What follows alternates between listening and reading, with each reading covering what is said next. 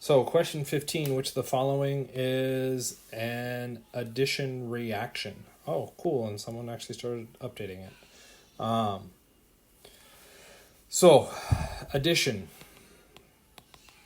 And because this is kind of a decent time for review, let's just go through and review our reaction types. Yes, we have addition. We also have acid-base. We also have substitution. We have elimination, addition, and then radical. So the next most useful thing to do would be to make sure you know exactly what's being referenced. Acid-base, the easiest thing is you're looking at H+ only. Substitution, I don't have an easy way of writing that, but an exchange of one atom. Okay, kind of like an acid-base, except not hydrogen. The elimination, the easiest way to look at it is the formation of a pi bond. The addition is the loss of a pi bond. And the radical is characterized by single electrons. If you go through and watch the radical video, one of the other kind of tip-offs reagent-wise would be HNu, which is or light, and then the other one roar. Okay, typically with heat. Heat's being used to activate it, not an elimination.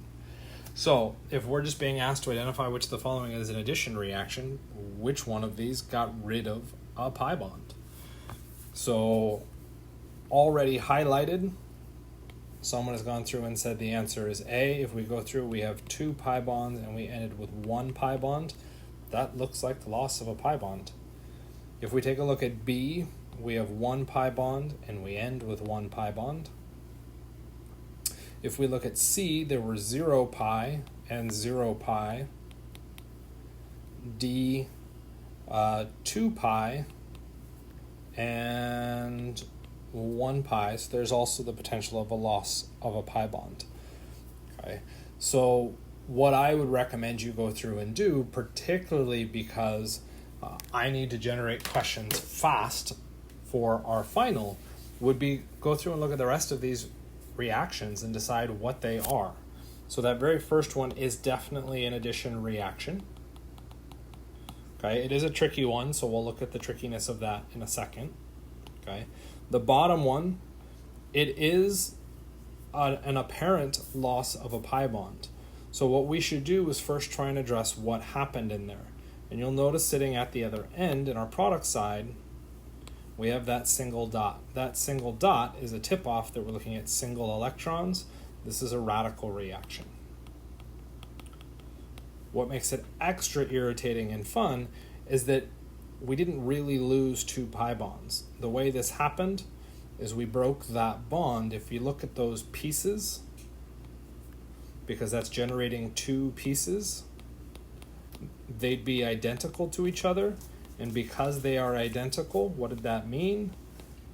We only showed one of them. We didn't show the other or explicitly write out the other one.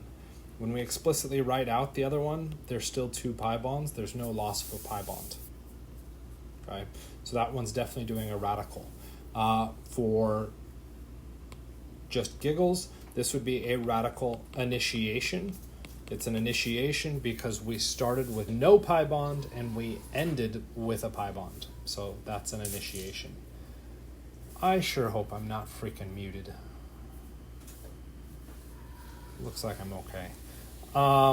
Let's take a look at C. Undeciding what changed in C. This Cl's gone, this OH came in. All we did is an exchange of an atom. Okay, before we get too bogged down on this one term, we're looking at the exchange at that carbon. So at that carbon, we exchanged chlorine for oxygen. That oxygen needs 2 bonds. It can be connected to whatever else we want. Irrelevant.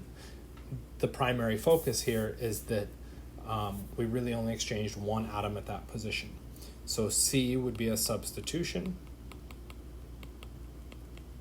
When we look at B, This one is a fun, tricky one to go through and evaluate. Try and identify where things changed. There's no change there. CH2 versus CH3, there is a change there. Okay, H plus was lost from the structure, and that was it. Okay, if I have just the loss of H plus, what we're looking at here is an acid-base reaction. Okay, we didn't show the counter species. All we showed was that one reagent, and we can tell that what changed was that it lost a hydrogen. So that's an acid-base reaction. We go up to the top one, 2 pi to 1 pi. Again, we might be saying, what the heck, because the pi seems to have moved around. If we look, there's a double, and those places would be here and here. Okay, so it does appear that something fishy has gone on here. Okay, and that is true. Okay, if we were to walk through this reaction for an addition reaction, the very first product that we would get would be a carbocation here, and then we'd have the hydrogen at the other position, which we can imply. Because there is this potential for resonance,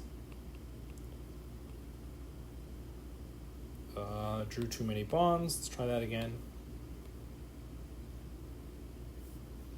We could place the positive here, which is where the bromine could then come in, and we'd get the final product as it was shown. Okay, so we can do subsequent shifts and rearrangements when we're looking at an overall reaction. What we're trying to do is key in on the big elements and decide, or characteristics, and decide what was that overall result. In A, it was an addition reaction. All you're responsible for doing is acknowledging that difference, and then also acknowledging that there isn't anything weird or fishy going on there.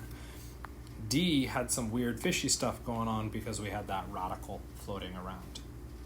Okay, how could this question show up again? I could use the exact same formatting, except I could say which of the following is an acid-base reaction. Okay, that one becomes extra tricky because A did follow an acid-base mechanistic step in that very first part. Okay, and even then it's a little bit questionable to call it an acid-base mechanistic step because we broke a pi bond. But that overall reaction is not just an acid-base. It had to have broken the pi bond, so it doesn't fit the acid-base category. Okay. Since for me to go through and look at the chat, I have to delete all this work, I'm going to ask, as I have in the past, if you have questions, you speak up now. Which attacking species would favor an E2 reaction over an SN2? So let's first address our difference between E2 and SN2. E2 was the formation of a pi bond. SN2 was the exchange of atoms because we're doing a substitution. SN2, it's all happening at once, so the big thing that we're going to see there is a strong nucleophile. When we look at the E2 and the formation of that pi bond, because I'm having it all happen at once, I'm still going to need a strong, but in this case, I want a strong base. So really all this question is asking is which of the attacking species is a strong base, and in particular a strong base and not a nucleophile is our big differentiator. So the first thing we could try and jump on is that strong bandwagon, but you'll notice that those are the same in both cases, so I'm really not asking about the strength of this. Really what I'm addressing is our characteristic difference between a base and a nucleophile. The nucleophiles react inside a structure, bases react outside. So for us to have a nucleophile, to get to the inside, we need something small. That's because it's on the inside. We're trying to get around all the big stuff on the outside. In particular, we're trying to get around all the hydrogens on the outside. So nucleophiles need to be small, okay? To be, or more efficient nucleophiles should be small. Bases, on the other hand, don't need to get to the inside. So really our kind of differentiator here, or way to differentiate these is nucleophiles should be small. Since in this case what I'm trying to drive is that base, I don't want it to be small, because if it's small, it could do substitution. So which of those is big? C is the biggest one. Okay? Both A and B are strong bases and could do E2 reactions. They aren't going to favor the E2 over the SN2. And that's the kind of crux of this question, is we're trying to identify or differentiate nucleophiles versus bases. So again, I noticed this, I think the night before the exam was to go live, and decided it wasn't worth the effort for me to try and frantically rebuild the question, because I have to draw all those structures and just say it wasn't easy to deal with. So I deleted the question from the exam. At least I hope I did. So let's go through and address. So this is still starting at 10:39, just for the record. So let's kind of fix this. How would I have adjusted it? So let's leave B alone. Let's do C. And this will be C. And then D.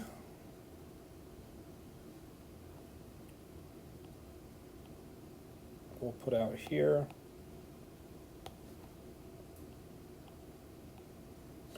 So hopefully everybody can see that and understand the change that we made there. So we're trying to decide most and least stable now that we've got these 4 different structures. Okay, so stability has a lot to do with substitution. So our first place to start would be that structure A is doubly substituted. So what we're looking at is the 4 positions where we have things connected to our pi bond. Of those 4 things, 2 are not hydrogen in A. Okay? I don't want to call this secondary, because it's not. It's doubly substituted or di-substituted. We move to B. Hopefully you can see that it is also di-substituted. Right? So if we were to rank A versus B, which one's more stable, the substitution doesn't help us out, because they're both di-substituted. So how could we go through and address it? Well, we would have to look for the next level. The next level is that this is cis, and this one is trans. Cis puts electrons closer to each other, which makes it higher in energy, which means if I'm going to rank A versus B, the most stable, B is going to be more stable than A. A moves to a higher energy state, and therefore less stable. We'll just continue talking through the rest. So when we go through and look at C, that double bond is tri-substituted.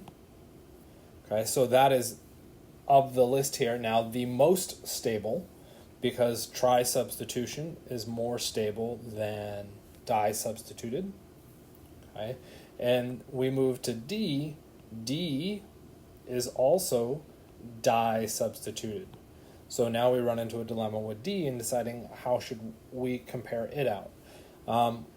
When we're doing that differentiation, A and B are both internal, and D is external. At least that's how I like to refer to it. Literature actually doesn't refer to it as external, they refer to it as terminal. So which is highest in energy? Terminal is higher in energy. Think about it being on the outside of the structure. It's easier to get access to. If it's higher in energy, that makes it less stable than the other ones. So we should get CBAD, which I'm pretty sure is what I was aiming for, but I honestly don't know, because I don't remember what the original key had marked in it. But I would bet these were the 4 structures that I had intended to draw and then did not. So again, we can move to the questions. Do you guys have questions about those rankings? Again, we have to go audibly. for me, when I look at a double bond, and this is technically not true, just for the record, what we're concerned about here is the electrons, and in particular the pi electrons, trying to leave the structure.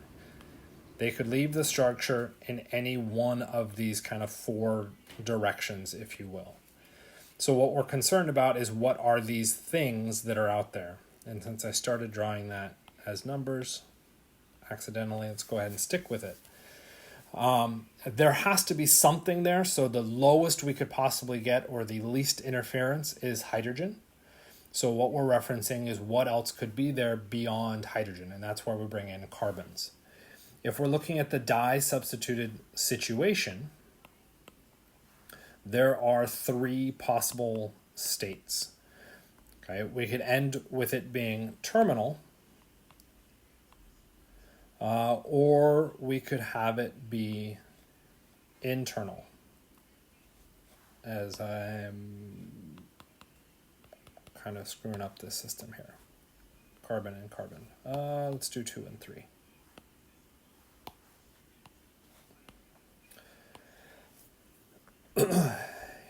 If we look on the terminal, that whole half of the molecule is easily accessible, and the electrons could jump out. In the other case, we still have that kind of accessibility, but those large groups of our 2 and the 3 kind of hinder it, and to me limit the ability for the electrons to come out. Okay, so I think of it more as kind of a space option. There is nothing hindering the terminal for the electrons leaving the structure. On the internal, the carbons mitigate in that plane, going out that direction, but then they still kind of mitigate or slow the ability for the other one as well because of that proximity. Okay, in the case of both the cis and the trans. Does that kind of make sense?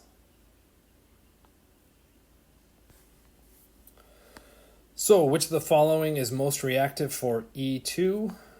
E2, we're looking at our elimination, which is the formation of a pi bond. Okay, and in particular, we could now go through and look at what we're evaluating. What we're evaluating is really the substrate. Okay. For our SN1 and our SN2, we looked at substrates based off of cation stability. So tertiary was more stable than or better than secondary. For SN2, we had steric hindrance, so zeroary was better than primary, better than secondary. Okay, and so one of the most common things, because there's a lot of parallels between the SN1 and SN1, SN2, and E1, E2, is that students will go through and say, well, for the E1, because we're forming a carbocation, tertiary and secondary, absolutely. And then they go through and say, well, if it's the same for one, it must be the same for the other. So let's immediately jump in right on top of that. Whoops, it's supposed to be an E2. And say, could it possibly be the same? Zeroary.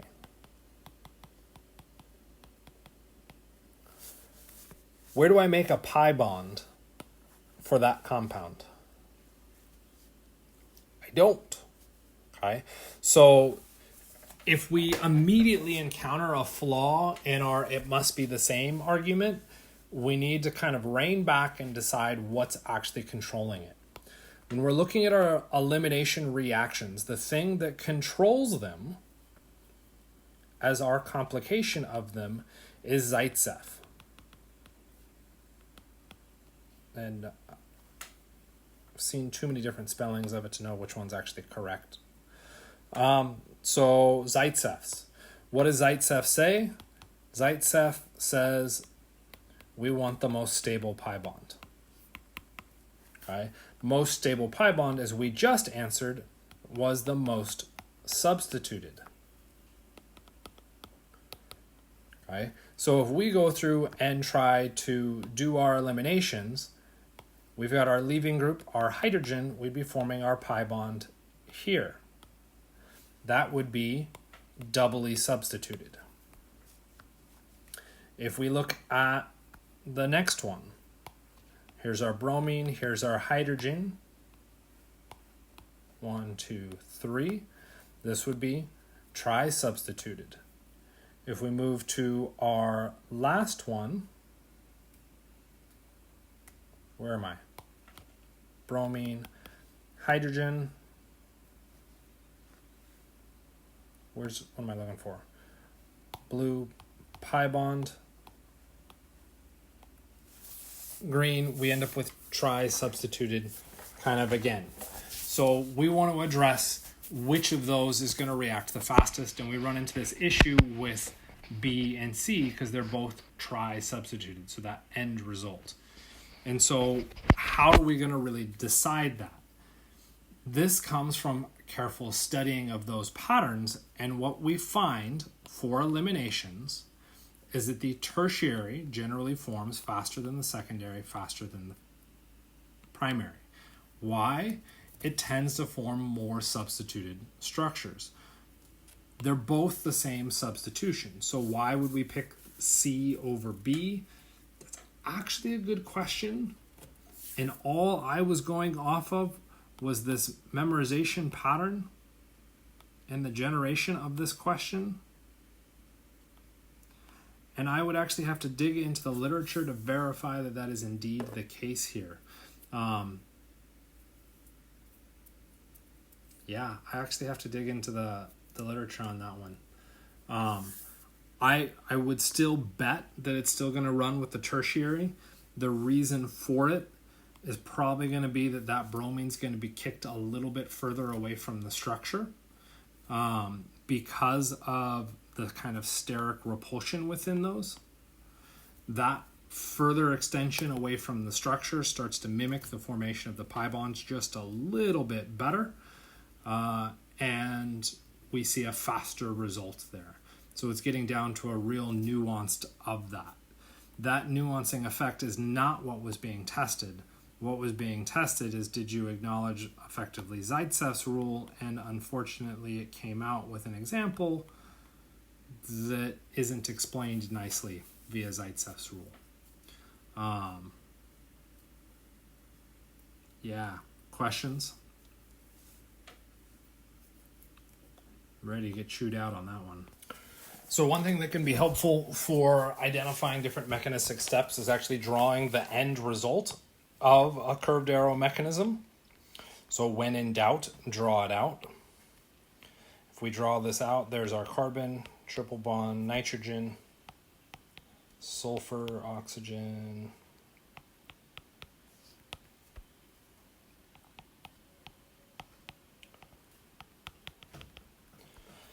And if we look at the end result, what happened was that we exchanged one atom for another atom. So we're running a substitution type reaction. So this should be SN. And we know it's N for nucleophile because the carbon that comes in had a negative charge. So SN is not a mechanism, it's a reaction. Since you were asked to identify reactions, you should then go through and decide is that, or what mechanistic step is that? Well, it all happened at once in this particular case, which means it has to be SN2. We move to the next one. We've got a single curved arrow showing the the connection of a negative to a positive. If we followed that curved arrow, all that would happen is we'd now have the CH or SCH3 connected to the structure. We didn't break any bonds. We didn't change anything with pi bonds. So we're looking simply at a coordination.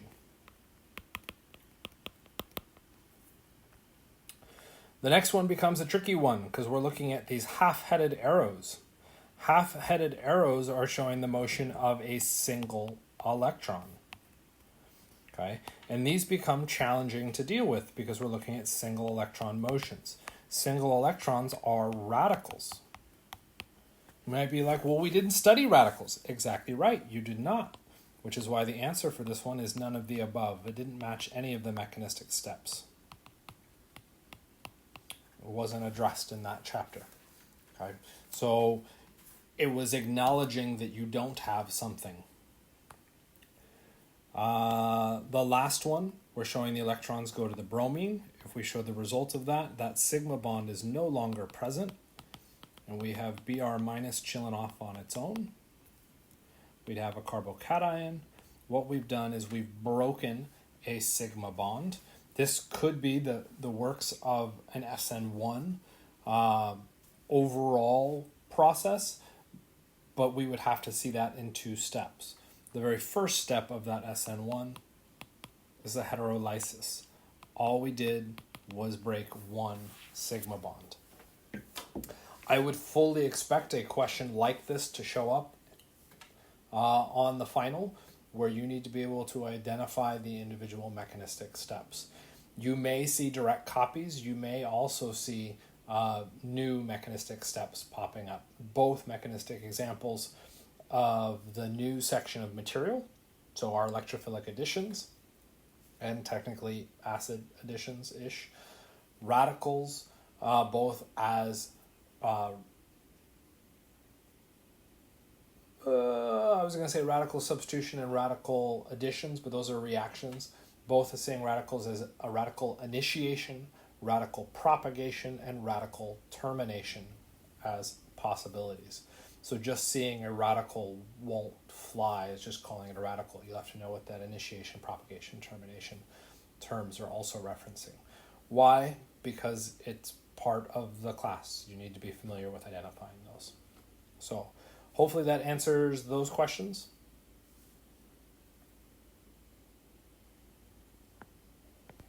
It didn't match any of the patterns you've seen before, so it made no sense to label it as anything other than none of the above.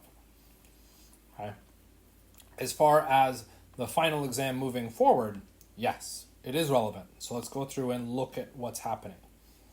In the radical, we can only move 1 electron at a time. So if we were to say, take that starting radical species and move it towards that carbon, well, now we run into a problem. If we did that before, show a carbocation, what did we show the formation of? What was the result of that single arrow? The result of that single arrow was a new sigma bond. Well, fun thing about sigma bonds is that they require 2 electrons. And in that hand-drawn-in process, that's fine because we're moving a pair of electrons with that curved arrow. So that's fine. If we go through and look at the radical example, though, that red arrow is showing the motion of only 1 electron. If that 1 electron goes to that carbon, we're not forming a sigma bond because we don't have 2 electrons. So what's going on there? Okay, and really what's happening, I'm just going to delete the whole thing there and redraw that structure because I want the structure, is that we knew we had these materials floating around, and we knew at the end of the reaction we had this result. And so the question becomes, is what arrows do we use to ensure that that result occurs? And this is where we have to create new arrows, because we can't move 2 electrons at a time and still end with a radical. It doesn't work. Okay, so the question becomes is how do we do this? So one option would be to say, well, that radical, that blue dot, had to come from that pi bond where only 1 of those electrons came out of the pi bond. Okay, well, what happened to the other electron? Based off of how we show electrons move, we would have to explain where it went. And at this point, we haven't said where it goes at all. So it's still existing in the pi bond. Well, that doesn't make sense because I have to have 2 electrons to have a pi bond. So what could happen? Okay, well, we could go through and say, well, this 1 electron comes in. But if that 1 electron came in to replace that, that would make the pi bond. But now what we're talking about is not the sharing of an electron from that oxygen, but the straight up donation of it. Well, that also doesn't fly well because oxygen is electronegative and isn't going to straight up donate it. What it's going to do is share that electron. So now the question is, what does it share it with? It can't share the electron with a bond, because then you have a bond having a bond to an atom. Well, that doesn't make sense. So a bond is only the connection between two atoms, and we can see that result at the end. Okay? That oxygen is contributing one electron to that new sigma bond. Okay? Where did the other electron come from? Well, it clearly had to come from this carbon somehow. I didn't touch any of the sigma structure, but I am referencing that extra half, or that extra electron, that half of that bond. So now the question is, how do I show the formation of that bond? Both of those electrons need to be coming out into my depiction or into my representation. If I showed the electron going that way, well, I'm now not showing the red one or the red electron contributing to that bond. If we showed it the other way with the red arrow, well, now we don't show the contribution of the green electron. And that's where we came up with the modified version of saying the electrons will now meet in the space between the atoms. Well, if I have a pair of electrons meeting in the space between atoms, what I've created is a sigma bond. And there's the existence of that new sigma bond and the reason why we use those half-headed arrows, because that helps to explain and represent those individual bonds. Different people reference these things differently. You'll notice the way I'm showing it, this is the way I've grown up with it. The new format that's coming into play, and this is largely due to trying to represent these things in a digital format, is that if we just have those single electrons meeting in floating space, it's kind of confusing. So what is the kind of newish notation? We're showing a dashed line, showing the dashed line representing where that new sigma bond is going to appear. Okay? So if you were to do smart work for radicals, which I can create that as an assignment, if you were asked to draw a mechanism, this is how you'd be showing it. If you're asked to do it by hand, the way that I had it previously shown is how you would do it. You don't need the dotted line to connect it. All of that is assumed knowledge behind it. Does that kind of make sense? Yeah, so it's atom, not the bond. Say that again? The arrow you showed before was from the carbon, not the double bond, or the pi bond. The electrons coming from the pi bond, that becomes one of the problems with particularly the new software that I've got. That arrow is in here. God, that looks awful. This arrow's in there. They're referencing it coming from the pi bond. That's how the software default drew the arrows.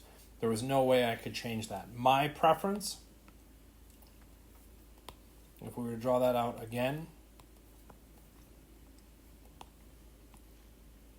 whoops, dang it.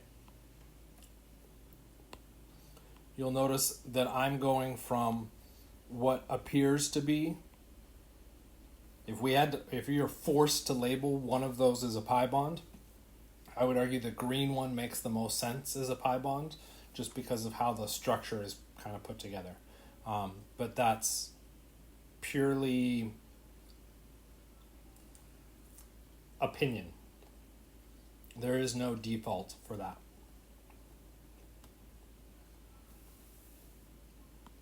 First and foremost, what your question is rooted in is that when we have an asymmetric pi bond, shown in black on the left, and that does an addition reaction,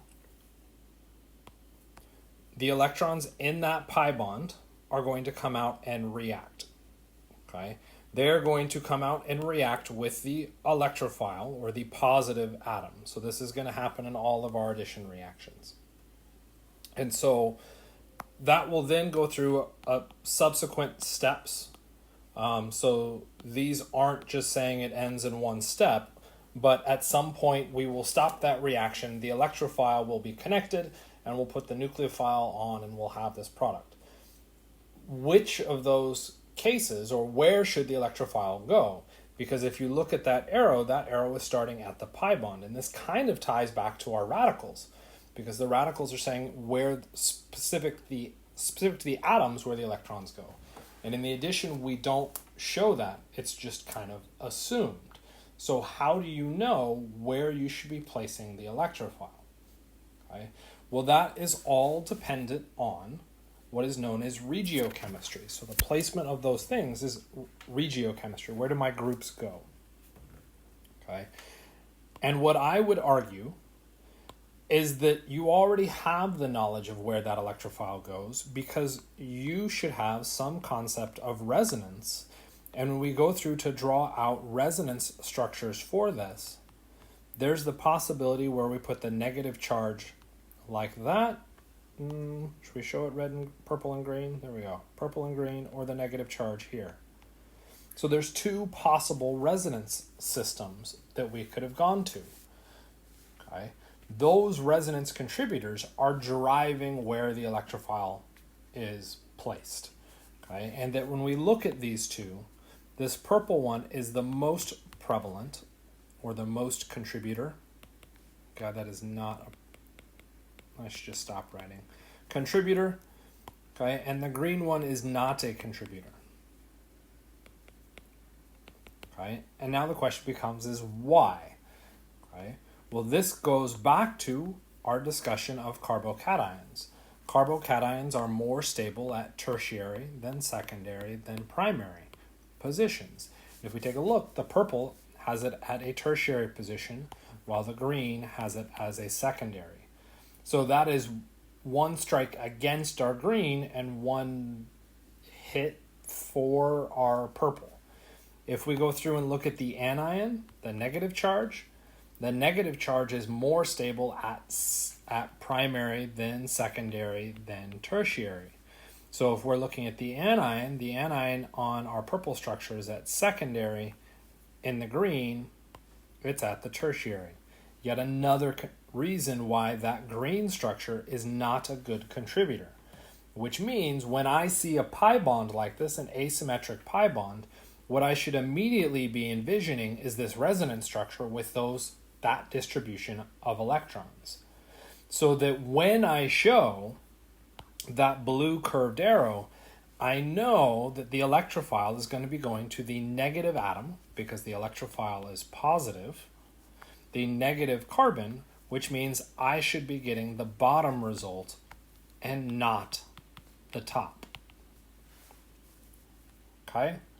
This argument or presentation of this is purely based off of our understanding of electrons and protons and atomic structure and all of that fun stuff. All of that is knowledge that we have now.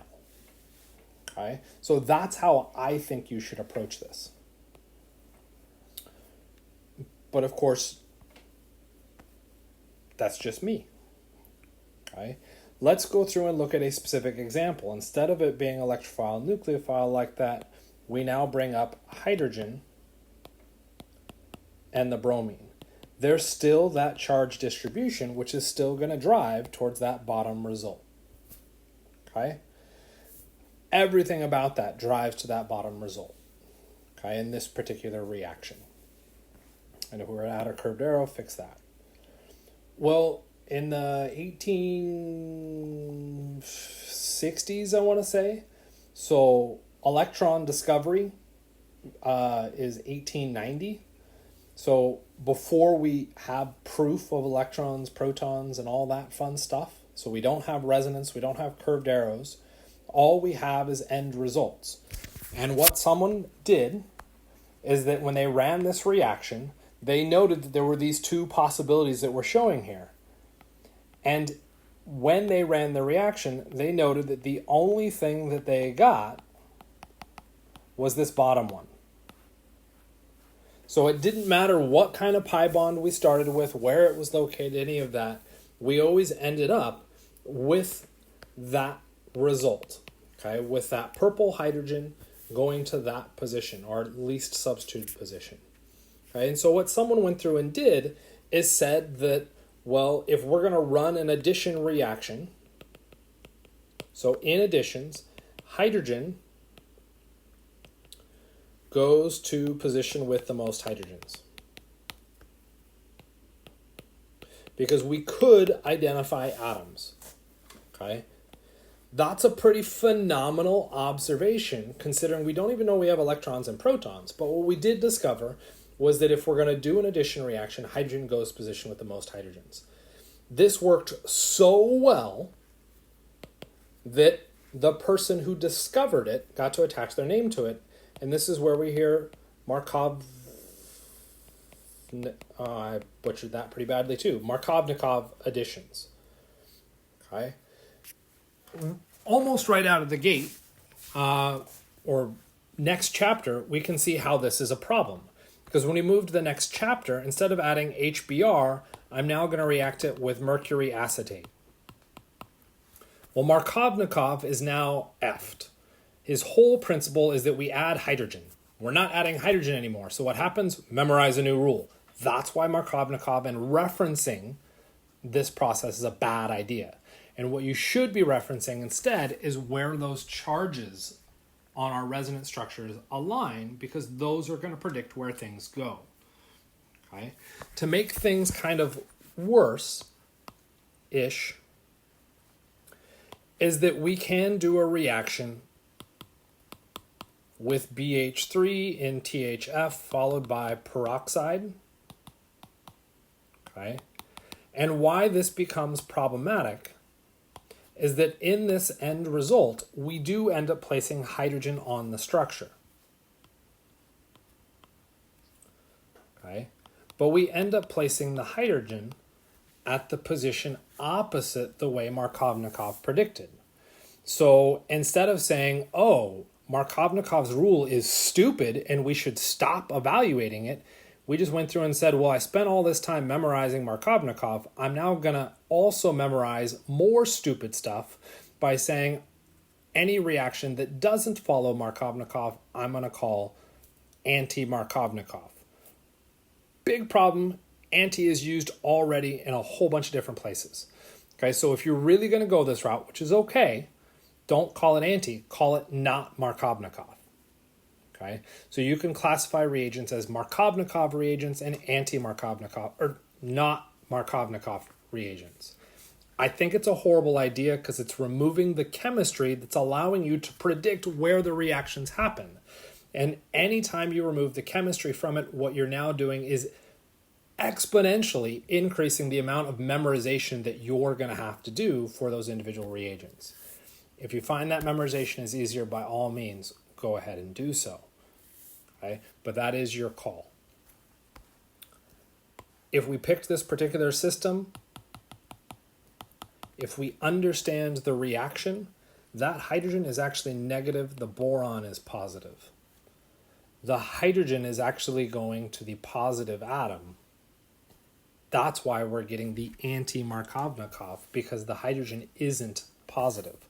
Why did Markovnikov's rule work so well? Because hydrogen typically is positive.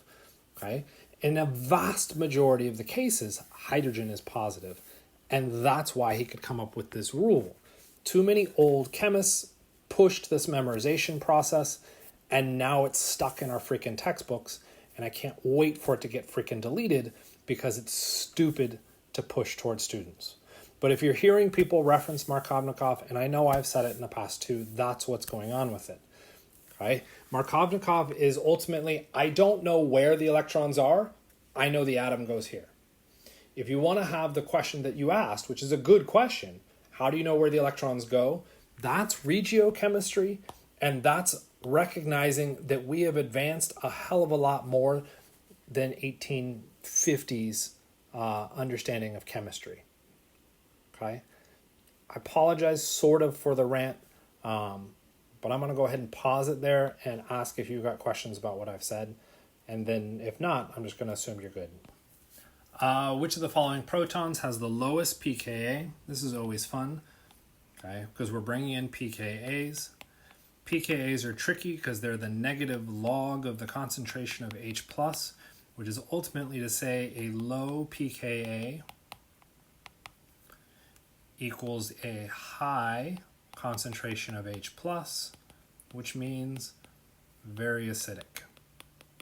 So really what the question is saying is instead of it being lowest pKa, what is most acidic? Okay. And most acidic in and of itself is a whole nother can of worms, because when we're trying to evaluate most acidic, the easiest thing to do, at least for an organic chemist, is to go through and look at the conjugate base. Okay. The reason being, everything we do is about the motion of electrons. The conjugate base very clearly shows the electrons.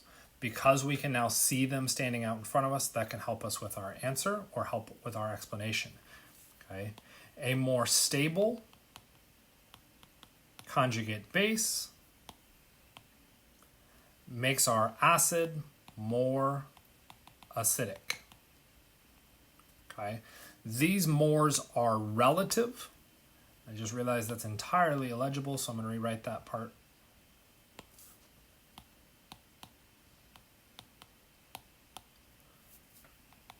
Mostly legible, hopefully. I entirely forgot where I was going. This is why you should always keep it illegible. Yeah. More. More is a relative term. So when we're being asked a question like this, you have to evaluate each and every one of your structures. So really, this is a comparison. So we're going to compare these two structures. Once we've figured out the best one, we'll then throw in C. We'll then throw in D. Okay, so more is always a comparative. This isn't something you just look at and you decide. You have to make comparisons all the way through. So let's go ahead and start.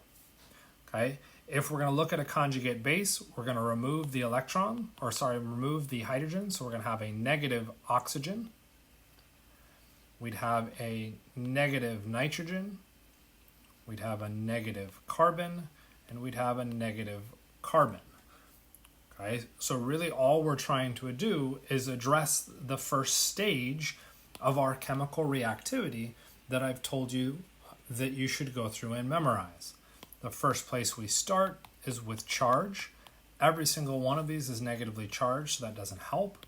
The next thing we'd move to is size. These are atoms, and it's an atom effect. All of these atoms are in the same row, so there's no difference. Then we'd move to electronegativity. Okay, electronegativity. Carbon is the least electronegative here. Because it is the least electronegative, it does not stabilize well. Remember, I needed more stable. So if it does not stabilize, C and D are wrong. Okay? We can now compare oxygen to nitrogen. Nitrogen is lower in electronegativity. So just like our carbon is not going to stabilize as well, which means the oxygen is our best one to stabilize the charge. Okay? And we end up saying that A has the lowest pKa. This is using electronegativity to differentiate these. This particular question focused solely on electronegativity. It didn't evaluate charge, size, or any of the other jazz. What's the other jazz? Once we move beyond electronegativity, we now have to look at a molecular effect. How does the molecule contribute to the stability of charge on that atom? That can be done through resonance. It can also be done through induction. And then we move into my kind of OCARP, which is hybridization, substitution, all sorts of other fun junk happens in there. And is usually not fun to deal with, but sometimes we have to dig into that.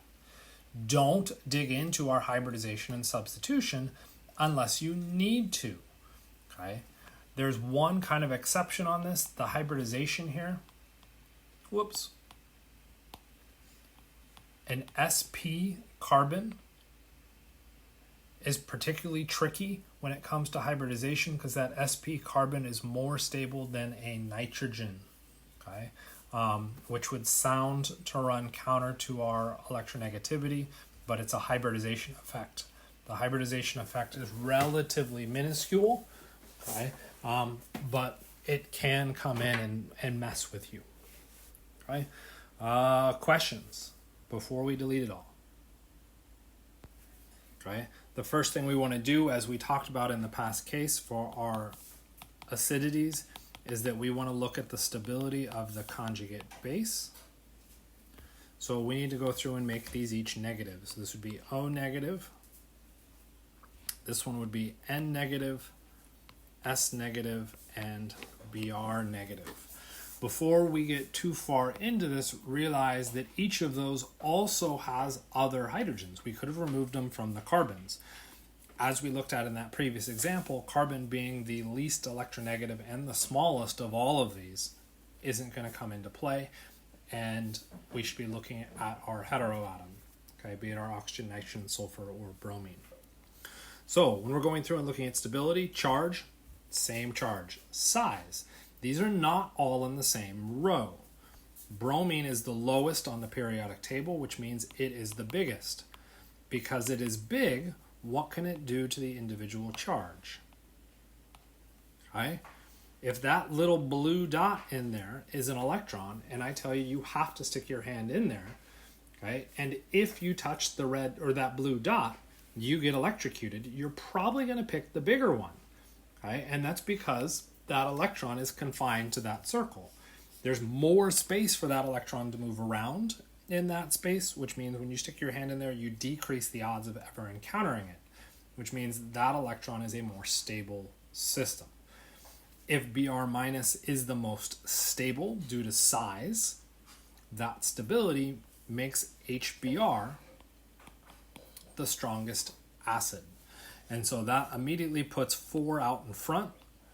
B and D we can eliminate.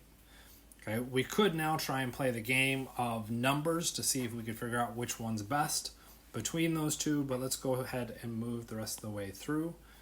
Okay, if we compare, sulfur, similar to bromine, is larger than the nitrogen and the oxygen.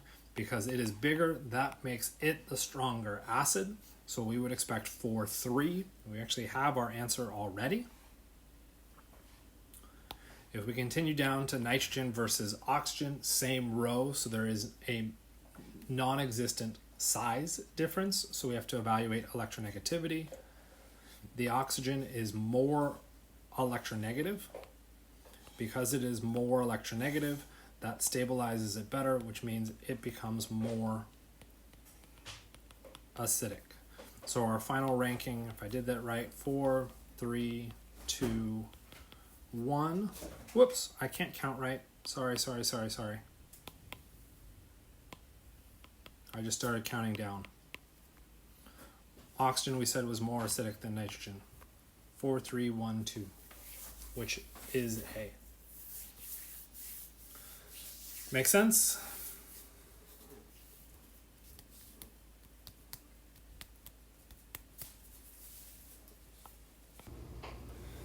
Gotta love nomenclature. So there's a dash here, so I would immediately say that we need to deal with R and S. One of the answer choices does avoid it, so it's a possibility that we don't have to, but I would bet more than likely if you're going to see a wedge and a dash, or a wedge or a dash, that you need to deal with it. So in dealing with that, we have to assign priorities. This is using our Kahn-Ingold pre-log rules. We're comparing bromine to carbon to, there's our wedged hydrogen. Bromine is the highest priority. I'm pretty sure I don't want to do it that way. So we'll make that a 4. Hydrogen, the lowest priority, we'll make that a 1. Between the two carbons, there's no difference, so we move out 1 atom. The left one moves out to a hydrogen. The right one moves out to a carbon. Purple carbon versus green hydrogen. The purple is higher priority, which means, God, I need to number better. I'm sorry. Bromine gets a 1, hydrogen gets a 4. That's how we do priorities. 2 and 3. We now count from 1 to 2 to 3. We're going clockwise. Clockwise is R, so we might immediately say our answer is A. Hold up. to do that assignment, we have to ensure that our lowest priority, 4, must be away. We are looking at this structure backwards right now, or we're looking at it from the back side. That hydrogen 4 is aimed at us, which means we're looking at it backwards. That R needs to become S, which means A is wrong. We're now looking at B or D. Okay, which I will go ahead and just redraw it down here because it's a mess. Personally, what I would go through and do is circle the main chain.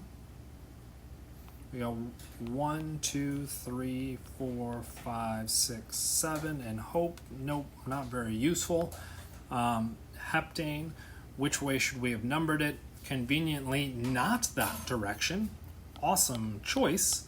And the reason we should not have numbered it that direction is that if we number it the other way, 1, 2, 3, 4, 5, 6, 7, we get our first substituent appearing at position 2 instead of it appearing at position 3. So also not useful because our answer already suggests that the bromine should be at position 2. We then go through and look at our methyls. We've got a methyl at 4 and a methyl at 5. So we should have 4,5-dimethyl heptane. And there it is. Sec-butyl, for the record, is not IUPAC. Sec-butyl is a common name. Remember, find the longest carbon chain. 7 carbons. Questions? Thanks, Shane. 5654. Whoops. Not a big deal. Don't worry about it. 5654, more nomenclature. Which of the following is the correct structure for that name? Okay, where I would start is towards the end, calling emphasis or looking for that cyclo. So we have a cyclo, so we're a cyclic structure, and hex, so 4 carbons. So there's my cyclohexane. And then 1 iodo. Okay, and I could do the 3 ethyl, but I'm going to start with my 1 position because that's going to help label this out. So there's my 1 iodo, and then 3 ethyl. 1, 2, 3. There's my ethyl. So now it's a question of matching that out. Admittedly, if I had been paying attention, I would have looked a little bit more carefully at the answer choices. I did place the iodine according to how it was shown here. Notice its position is in that upper kind of corner. Okay, and then I drew the methyl down here at the bottom. So methyl or my ethyl. None of those answer choices match that, which means I'm probably looking at a structure rotation. So instead of drawing it down there, I'm going to number the other direction, 1, 2, 3, and we'll put on my ethyl and see if that helps me identify it. That's looking an awful lot like B. C matches that patterning, but methyl versus ethyl. C is wrong because it's a methyl. So hopefully that makes sense as far as that approach goes. Questions? So if this is the one I think it is, I think I was on the fence on this one, and I think I gave credit back for one of the answers. So which of the following proton transfers is most likely to occur in a basic solution? Basic, you're looking at negative, so not positive. So those would be your kind of 2 pieces that you should be looking for. If you see positives, that's not good. If you see negatives, that's not good, or that would be good. Okay, so we take a look at the first one. I don't see any positive or negative. Okay, but let's draw out the end result of that. That's showing the formation of H3O plus and O minus. H3O plus is a strong acid. I want not positive. That's a bad one. If we go through and look at B, same deal. You're going to be forming the equivalent of H3O plus. Not good. We look at C. We go through and do the formation there. We'd get a negative and we get H2O. That's looking pretty legitimate. We look at D. We've got a plus right at the outset. That not plus means that we shouldn't be selecting that as an answer choice. Why did I end up accepting credit for that one?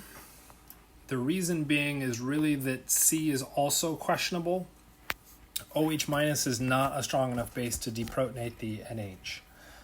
So while that, according to charges, makes sense in C, the pKa's or the relative pKa's or pKb's, however you want to look at it, also make that mechanistic step not so sensical. So A and B, I said for sure, don't make sense because we are forming for sure a strong acid. The NH plus sometimes shows up in basic solutions. Usually it's nitrogen in those environments. It just becomes a pain in the butt. I would argue D should not be showing up because you have that positive nitrogen, but C has equal problems because that's not a valid base. That reaction would favor the reactants. So, but that's why C should show up, and that's why I said not D, and that's why I gave credit to both. Questions? Makes you feel better? One of the most missed questions on the exam, and most missed questions kind of overall. Really what this is going back to is, again, our same rule system: charge, size, electronegativity, resonance, induction. And for those people being like, do we really need to write that down? If you're getting this question wrong, then yes, you should be writing this down, just for the record. You don't have to write O-carp. I'll let you slide on that one. So rank basicity. Ranking questions are always challenging because everybody tries to rank them all at once. So break it up into smaller chunks first. I'm going to pick 2 versus 3. They both have the same charge. They both have the same size because we're comparing carbon to carbon. Electronegativity, same as well. Resonance, there is resonance for 2. Okay, there is not resonance for 3 because we would end up exceeding the octet on that carbon. Okay, so no resonance. What does that do to its stability?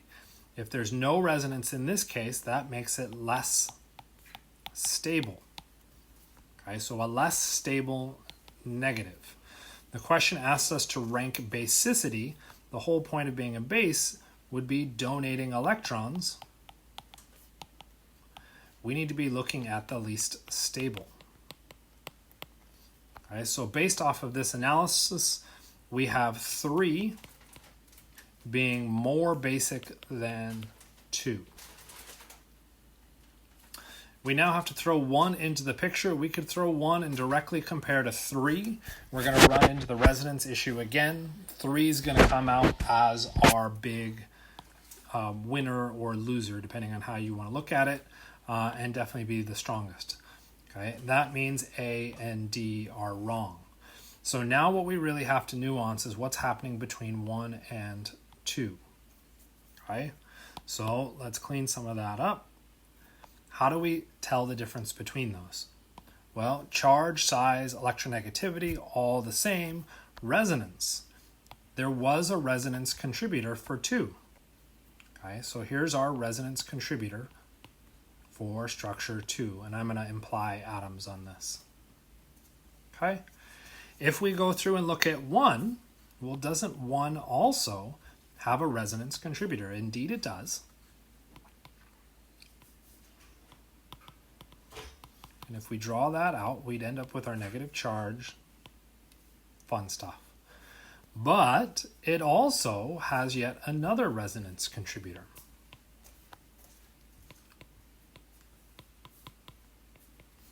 And this is where people go sideways and why we run into problems with this particular question. Is because when you go through and look at this, you decide to skip the resonance argument. And you say, well, that oxygen in comparison to that carbon is more electronegative, which is cool. It is. That would be an inductive effect. Induction is lower in priority than resonance. You need to ensure that you don't have a resonance argument first. Okay?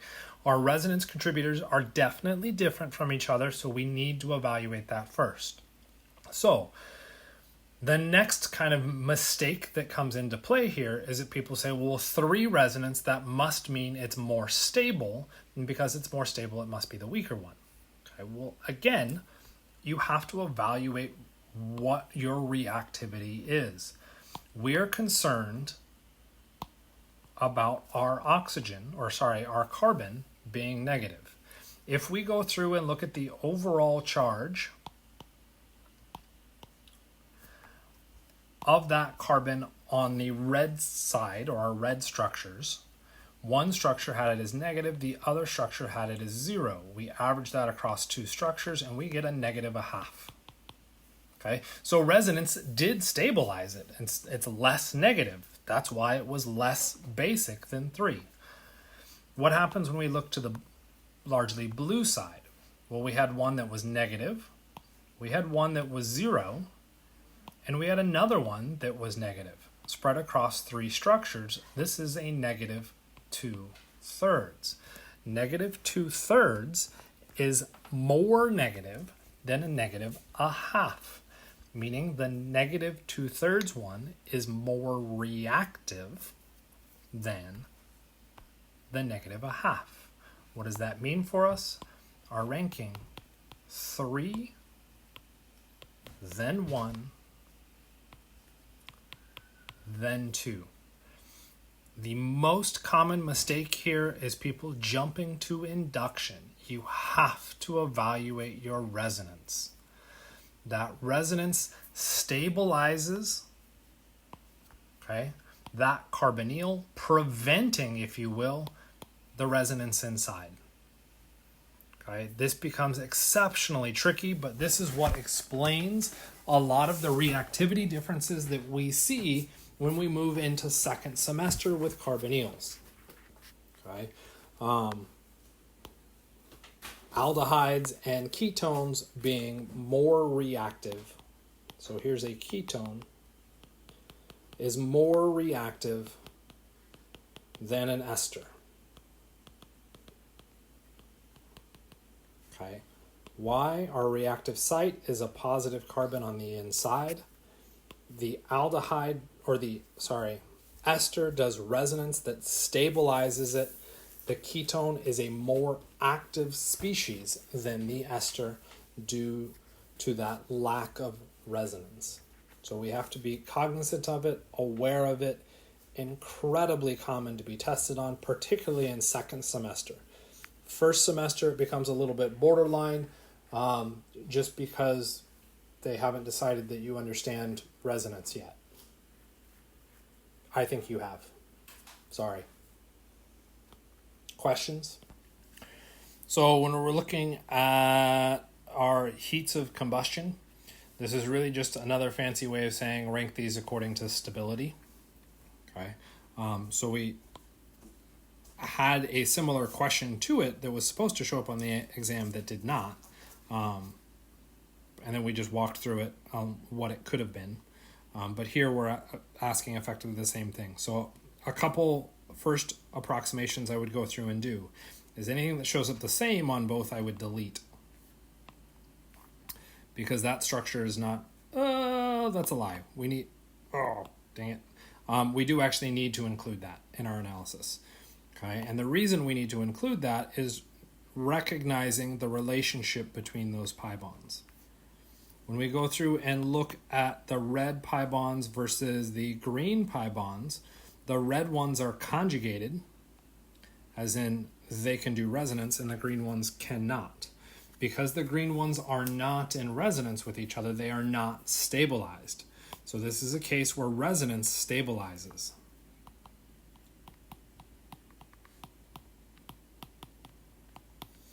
Okay, so then that means 2 would be our least stable. Okay, and I'm intentionally not answering the question yet. If we now compare, 2, and then I don't know why, but whenever I printed this, and I swear I looked on the exam and it said 3. So 2 is the least stable. If we now compare 1 and 3, what's our difference there? Well, they both have resonance, okay? But here's where we can delete half of it. We don't care about that one because it's the same. We're now referencing this being a di-substituted versus a tri-substituted. That tri-substitution makes it more stable than the di-substitution, which means if we're looking at our ranking, 2, 1, and then 3, this being our most stable. Okay, so we should be seeing 3, 1, 2 or 2, 1, 3, and only one of those showed up. So we actually kind of get out scot-free, right? 2, 1, 3, and we don't actually have to worry about processing this greatest heat of combustion to officially answer the question, okay? Or to unofficially answer the question. But let's push it, okay? If we're looking at a combustion reaction, what we're talking about is ending at CO2 and water, okay, as products. CO2 and water are very, very stable structures. So if we're looking at a heat of combustion, we're taking our reactants and we're turning them into products, okay? The heat of combustion is going to be that arrow. That's our heat of combustion. Well, what if we had something that was, say, more stable? Well, if it was more stable, it's lower in energy. What happens to our heat of combustion? We get a smaller heat of combustion. Okay?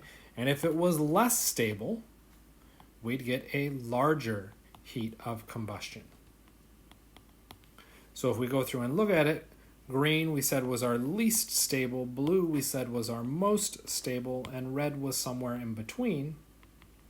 If we're looking at our heat of combustions from most heat to least heat, green is most, blue is least. And we would get 2, 1, 3, which is the ranking that we discovered in our answer. Okay, so this is where a picture can really come into play, and an interesting picture at that, because it's an energy diagram.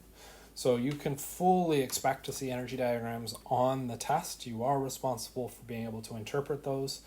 To answer this question, you can dodge it if you've done some memorization that you don't need to draw an energy diagram. I just feel it's easier to see it if you have an energy diagram. Questions?